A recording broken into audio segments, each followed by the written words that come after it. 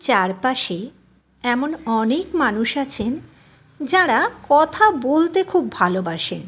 এরা কারণে অকারণে চেনা অচেনা মানুষদের সাথে অনেক কথা বলেন। এদের এই নেচার কারোর ভালো লাগে, আবার অনেকে আছেন যারা মনে মনে খুব বিরক্ত হন। আর এই বেশি বেশি কথা বলা মানুষগুলো যেহেতু অনেক কথা বলেন, তাই কখনো কখনো অপ্রাসঙ্গিক কথাও বলেন। অনেক সময় অন্য মানুষকে আঘাতও দিয়ে ফেলেন। একটা কথা আমার এক বন্ধু খুব বলতো, আর সেটা হলো কথা থেকে যায়। এই কথাটা ভীষণ সত্যি একটা কথা, আর তাই কথা বলার আগে একটু চিন্তা করে বলাই ভালো। কারণ একবার বলা হয়ে গেলে সেটা আর ফেরত নেওয়া যায় না, আর সেই কথাটাই থেকে যায়।